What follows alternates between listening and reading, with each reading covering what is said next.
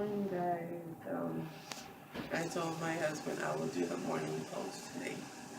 Um, Speak up! Can't nobody hear you! Hush! I don't interrupt you when you're doing yours, okay? You don't interrupt anybody. I don't Anyways, interrupt anybody. anyways, today is the day. We are going to our closing today, and I'm really excited about it, even though I don't really look like it because I just woke up. But yeah, we're excited about it, and um, yeah. So, what we have in store today is to go to the signing and I guess pack up some more.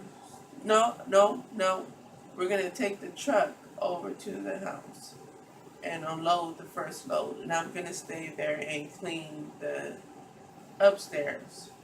And then my husband's going to come back here and load some more stuff and then come back and then after the second or third load, we should be able to meet up and do downstairs together. Um, but tonight is wine, steak, and mashed potatoes with vegetables, and yeah, for our celebration. I can't wait for that either. And we woke up this morning and our dog looking really guilty. For what? We have no clue. He's just sitting there with his ears back and just giving you like a little sad face. So we don't know what he did, but he did something.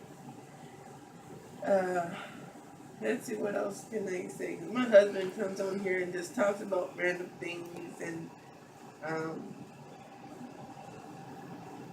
with me, it's a little bit different. I'm more quiet.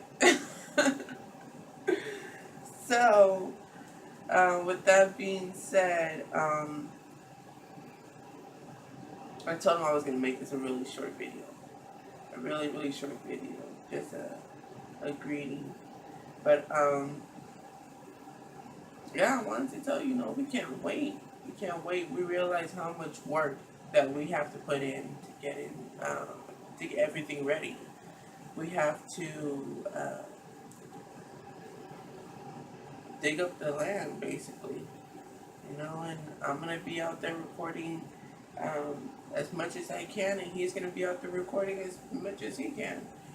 But it's an exciting feeling because I never thought that I would be the one to say, hey, I can't wait to get outside because I hate the dirt. I don't like to get dirty. I don't like to sweat.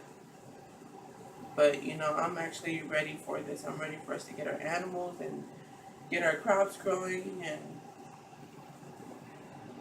just have a good old time. I will eat fresh food and eat fresh vegetables.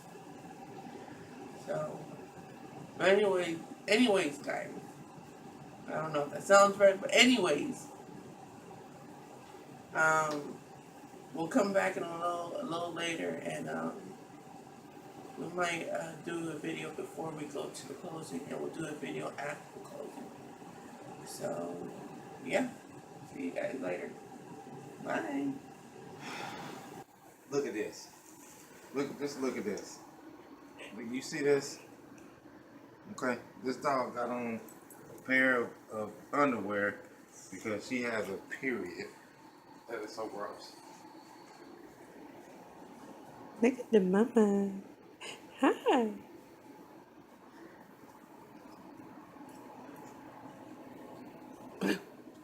Hi, Blue. Hi, darling.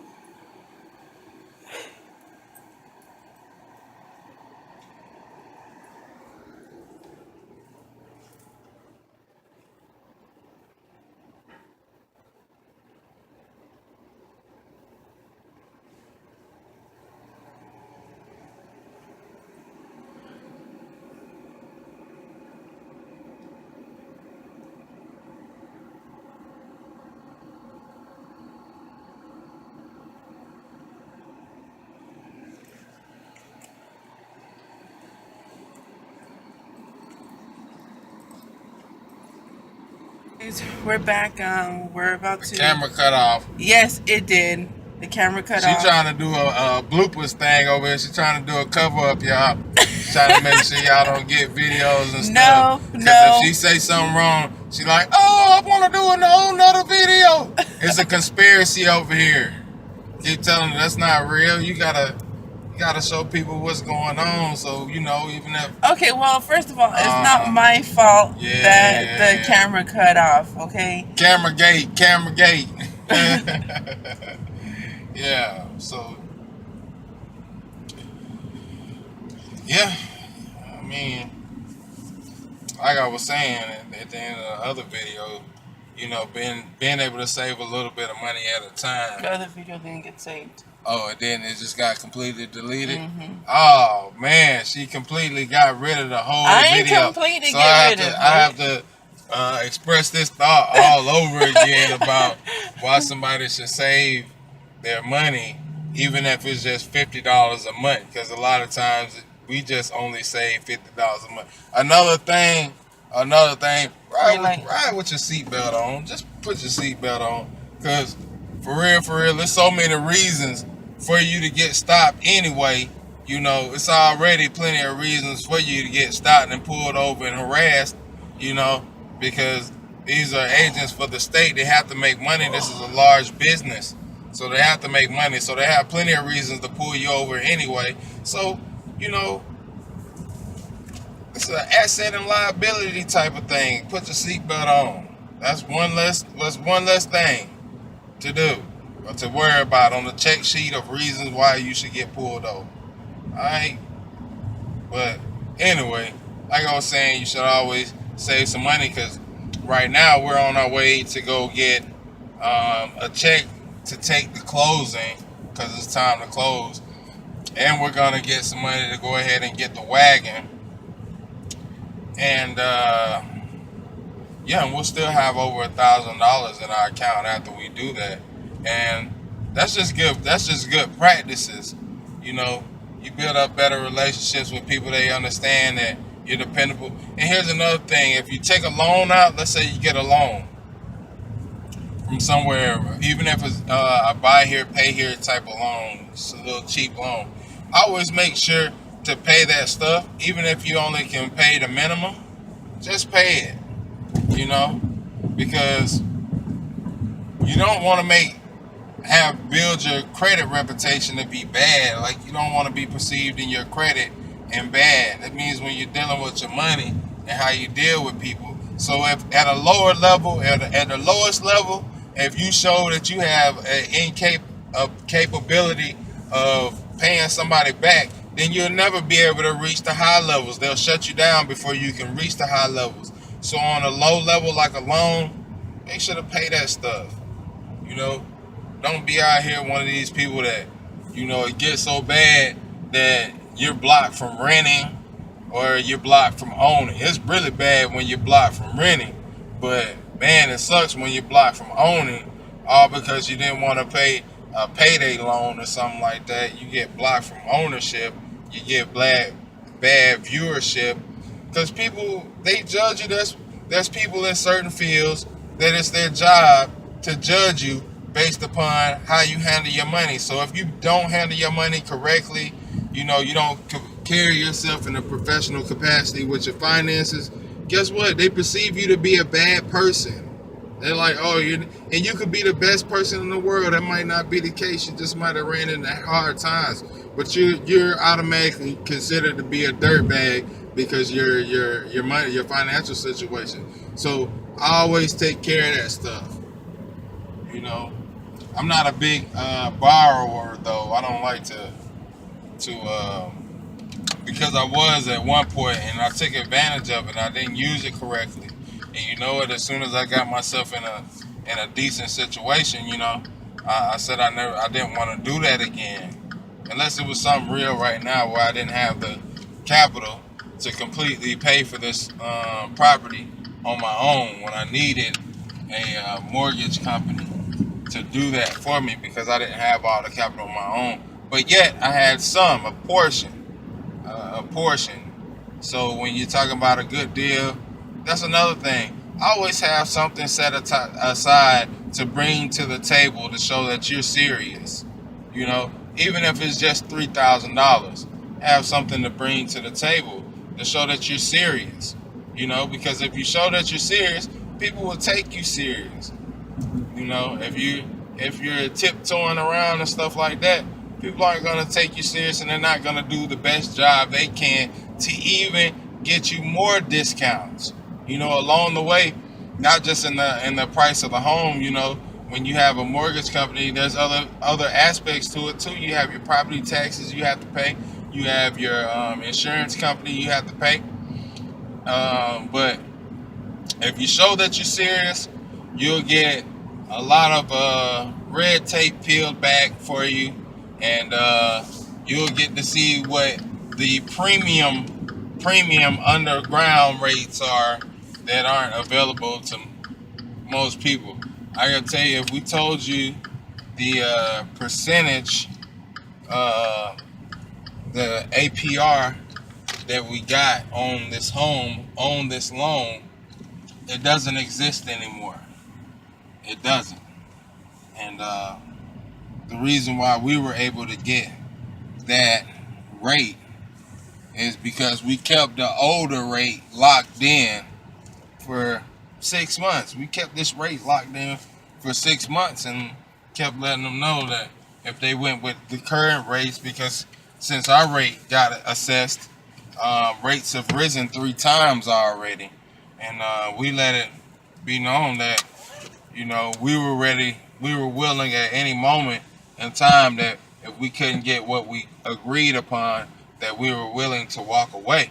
Which, in all actuality, you know, if it really came push to shove, I knew the value of what were getting, and even if it had gotten raised up to a 4.25, even if it had went there, I knew from what we were getting over the lifespan of the loan that we were going to be paying an extra $45,000 or so, even closer to $50,000 in interest, not in the price of the home. So that would have added on what already we're accumulating from interest. That would have added another $45,000 to $50,000 of interest. So you want to be careful with that stuff too, because you know, even though you're getting a home at a bargain still, if you're getting a home at a bargain still, when you do business with a mortgage company, the interest that they add on that will, man, if you don't know, that's something you have to study when you go into getting property. You have to study the interest rates that they are trying to put upon you, because some of these interest rates can be so bad that by the time you finish paying for your home, you'll be done bought your home and a whole another home that's equivalent to the value of your home. It even gets so bad that in some cases you'll be buying your home, another home that's the equivalent value of your home, and up to a third of another home of yours. Man, it's ridiculous. But you know, like I said, due diligence and patience and understanding and studying, and when you're making your deal, know what you're talking about. Do some research on these things, so when these things are being brought to question by you, when they hit you with these numbers and you don't have anything to say about it, of course they're going to proceed with those numbers on you. But when you have done research and you say, they send you the numbers and you say, hold up, these numbers is not, I can't work with this. And you start having a real conversation and letting them know why you're going to have to back away from the table because you feel like you're going to be swamped or whatever, or it's going to impede on your lifestyle if you accept these terms. You don't want what I like to call slave numbers. You don't want them type of numbers. Then, you know, they start calling back and hitting with things, and you have to play. Sometimes you have to play a stalemate for a week or two just to crunch the numbers right to where you're like, it's worth it to them, because you got to understand, at the end of the day, they're going to close, and You know, maybe they might sell this whole thing. They might bundle it and sell it to a financial group out there. So they have to look at that, and then, but they don't want you to know that they're looking at that aspect. You just have to already know this information. And if you know this information already and you're able to present it to them and let them know that you know this information, then the negotiations change. So you can structure a deal that where they'll make some money on the deal by APR, but at the same time it won't be lucrative to bundle your mortgage contract with them. It won't be lucrative. Nobody would want it because you forced it down so low.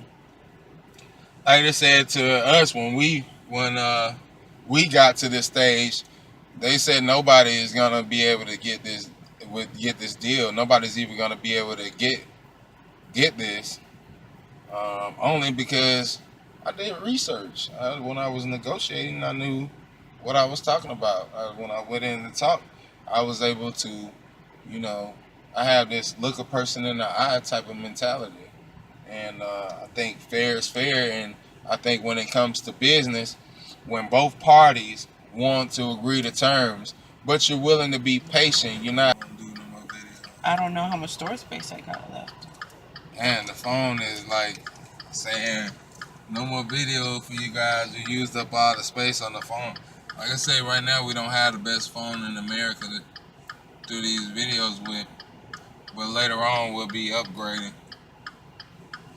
Today, earlier, we were we just left the bank, so we got the check, got the money, and but we were talking earlier with different turn left on West Main Street.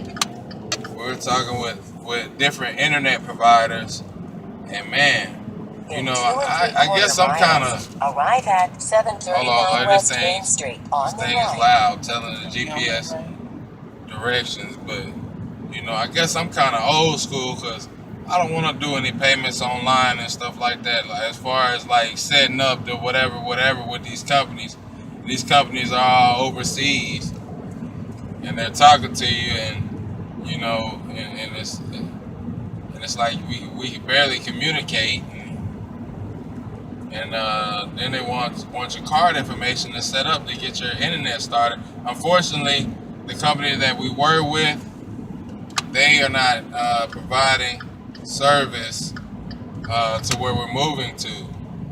So we're going right or to straight. I'm going to continue to go straight, but in 2 miles, it's going to be on the right-hand side. Okay, 2 miles.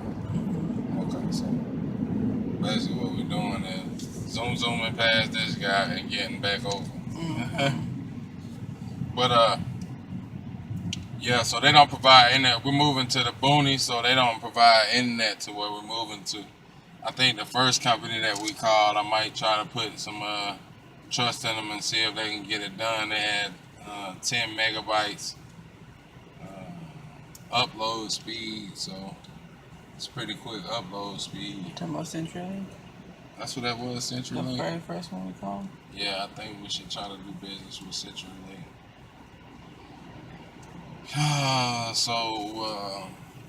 But yeah, at first I thought it was comical that they were somewhere off in a distant land and we could barely. Yeah, and we had language barriers, and and they wanted to take my card information. I thought it was like some kind of fake thing, even though it was like on the internet for it to be a CenturyLink company. It didn't seem to, because I'm just old school about the way I handle business. I like to pull up to the specific location and everything else got